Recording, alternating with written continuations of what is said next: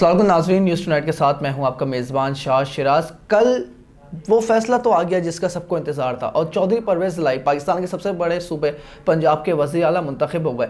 कल फैसले में डिप्टी स्पीकर की जो 22 जुलाई को रूलिंग दी थी जिसमें उन्होंने 10 वोटों को काफली के मुस्तरद किया था, इसके बाद जो है वो पूरा केस कोर्ट में प्रोसीड किया गया। चौधरी परवेज़ इलाही ने सुप्रीम कोर्ट में दरख्वास्त दायर की जिसकी सदारत 3 रुकनी bench chief justice उमरता Bandial, justice Ejazul Hasan और जस्टिस मुनीफ फारूक साहब ने जिस बेंच की सदारत की थी, उसके बाद हुकूमत की जानिब से फुल कोर्ट की दरख्वास्त दायर की गई थी। काफ़ी कशमकश रही, बिलाखिर कल वो फैसला आया और स्पीकर की रूलिंग को गैर आइनी गैर कानूनी करार दे के चौधरी परवेज़ इलाही को जो वज़ीर आला मुंतखब कर दिया गया। मगर हुकूमत की जानिब से अब जारहाना सियासत का आगाज़ हो चुका है, वो अदलिया पे तनकीद कर रहे हैं और आज सुबह वज़ीर दाखिला राना सनाउल्लाह ने अपनी शिकस्त को तस्लीम करते हुए उन्होंने वही बात की जिसका सबको अंदेशा था कि हम पंजाब में गवर्नर राज लगा सकते हैं। माज़ी में नज़र डाली जाए जब इमरान खान साहब की हुकूमत थी, हमारे मुल्क में गवर्नर राज की बातें सिंध में लगाने की बातें की जाती थी। अब जब वफाक में PMLN पीपल्स पार्टी की हुकूमत है, तो अब जब उनकी हुकूमत पंजाब में नहीं रही तो वो पंजाब में गवर्नर राज लगाने की बात कर रहे हैं। होने क्या जा रहा है बात करेंगे, मेरे साथ माहिर कानून बैरिस्टर अली ताहिर साहब मौजूद है। सर, कल जो ये फैसला आया सुप्रीम कोर्ट की जानिब से 3 रुकनी बेंच ने इसकी सदारत की, इसके बाद सर पूरा हमने देखा है 2-3 दिन तक पहले फुल बेंच की दरख्वास्त तो मुस्तरद किया गया और अभी प्राइम मिनिस्टर शहबाज शरीफ साहब ने पार्लियामेंट में खिताब किया है। उन्होंने भी कहा कि दोहरा इंसाफ के मैयार को हम नहीं मारते और सब तनकीद कर रहे हैं सुबह से लेकर अब तक और कल रात से लेकर मरियम नवाज साहिबा के आपने ट्वीट भी देखे होंगे, ये सब कल के फैसले को मुतनाज़ा बना रहा है। तो सर ये सूरत हाल को आप कैसे देख रहे हैं?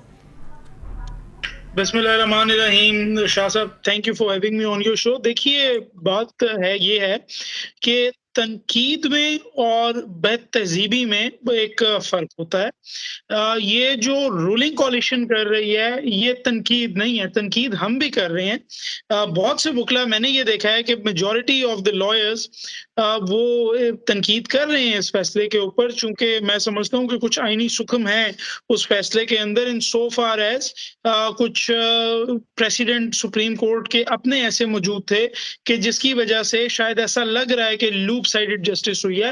लेकिन ये जो रूलिंग कोalition कर रहा है, इसको मैं टोटली कंडेम करता हूँ।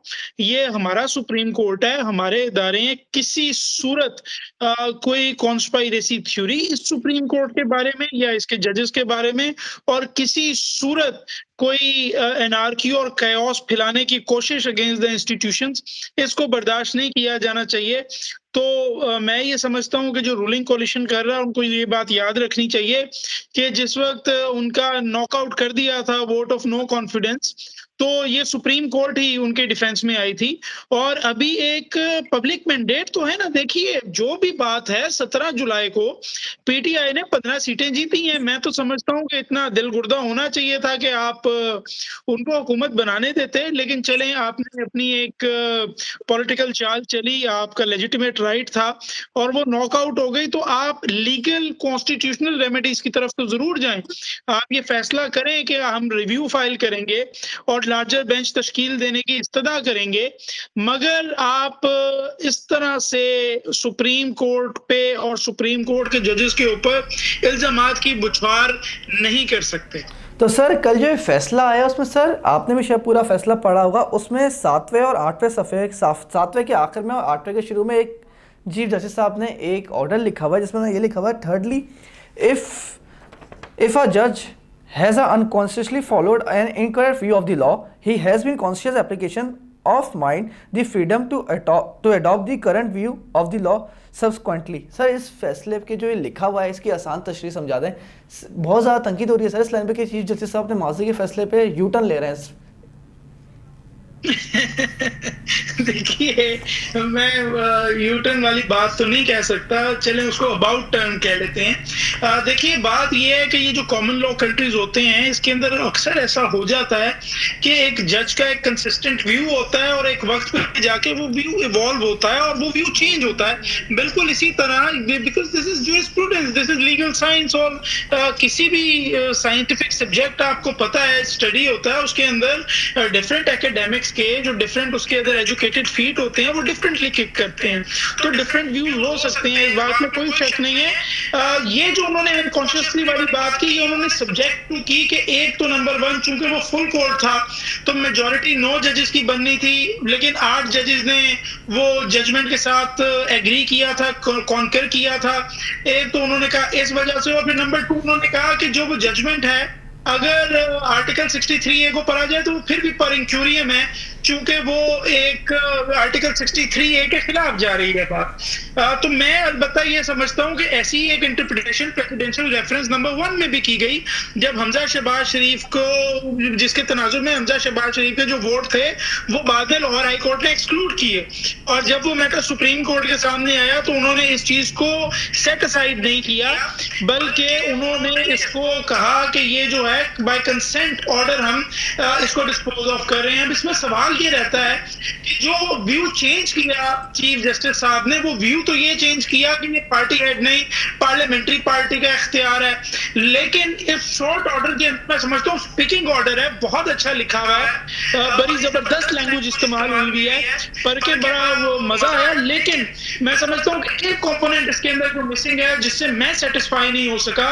वो ये है कि अगर आप कह रही है कि पार्टी हेड की जगह कोई पार्लियामेंट्री पार्टी, कोई इनेट ऑब्जेक्ट जो है वो ये फैसला करेगा, तो वो ये फैसला थ्रू whom करेगा, उसकी लीगल ग्राउंड्स क्या है, उसकी जुरिस्डिक्शन क्या है, कम से कम हमें ये तो पता लगे। क्योंकि जब आपके सामने ये अपॉर्चुनिटी अराइज हुई थी तो आपने इसको सेट असाइड करने के बजाय आपने कहा था ठीक है बाय कंसेंट अब इलेक्शंस करवाए जाएं, तो या तो वो वोट स्पीकर काउंट कर सकता है या नहीं कर सकता, ये एक दफा फैसला हो कि उसकी क्या पावर है।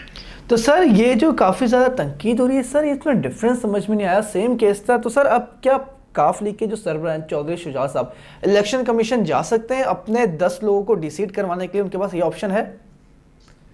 देखिए मैं अब फ्यूचरिस्टिक बात भी कर लेते हैं, आपका सवाल बड़ा अच्छा है, अगर आप इजाजत दें मैं थोड़ा सा सवाल जो आपने पूछा है उसका जवाब थोड़ा सा विद मॉडिफिकेशन एंड एम्प्लीफिकेशन में दूंगा। Sure sir. और वो होगा कि देखिए अब जो ऑप्शन ओपन है काफ लीग के पास और नून लीग के पास, वो ये है कि चले बात मान ली कि पार्लियामेंट्री पार्टी ने करना है, तो शुजात साहब के पास ही पावर है कि वो किसी को भी पार्लियामेंट्री पार्टी का सरबराह लगा सकते हैं, जिसको आप कहते हैं पार्लियामेंट्री लीडर।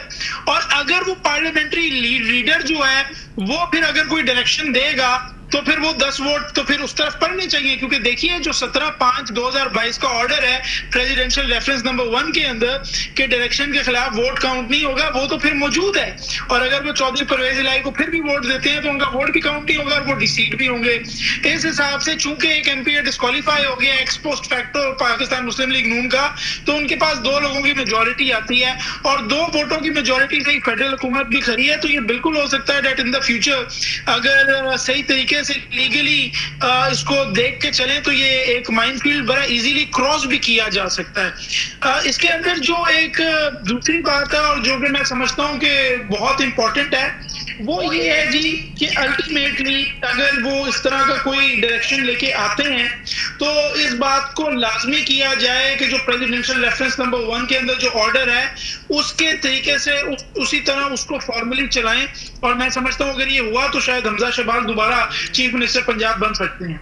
तो सर अभी आज सुबह राना सनाउल्लाह की जानिब से एक प्रेस कॉन्फ्रेंस की गई, वज़ीर दाखिला उन्होंने ये एक धमकी लगाई कि वो शायद गवर्नर राज लगा सकते हैं, तो सर कानूनी क्या जवाब बनता है? इसलिए मैं कानून का तालिब इल्म तो नहीं हूँ, मगर जितना मुझे पता है उन्होंने असेंबली से बिल पास करना पड़ेगा, पंजाब असेंबली से, या उन्होंने सेनेट और कौमी असेंबली से बिल पास करना पड़ेगा, ऐसा ही है। शाह साहब गवर्नर राज का एज सच कोई गवर्नर रूल या गवर्नर राज इस तरह की कोई लैंग्वेज कॉन्स्टिट्यूशन के अंदर इस्तेमाल नहीं हुई थी।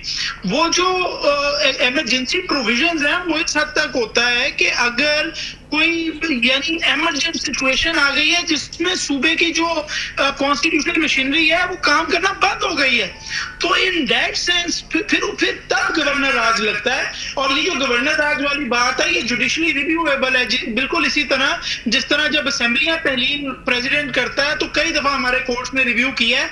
तो अगर कोई फेडरेशन है गवर्नर्स रूल लगाने की कोशिश करती है तो वो भी उसका भी जुडिशियल रिव्यू होगा। मैं नहीं समझता कि कॉन्स्टिट्यूशन के अंदर जो प्रोविजंस प्रोवाइडेड हैं उनके तहत कोई ऐसी अपॉर्चुनिटी है कि गवर्नर राज लगाया जाए। गवर्नर राज इस वजह से नहीं लगाया जाता क्योंकि मेरा पॉलिटिकल ओपोनेंट सूबे के अंदर बैठा है, वो इस वजह से लगाया जाता है क्योंकि सूबे की कॉन्स्टिट्यूशनल मशीनरी फेल हो जाती है, जो एटलीस्ट इस वक्त तो नहीं है।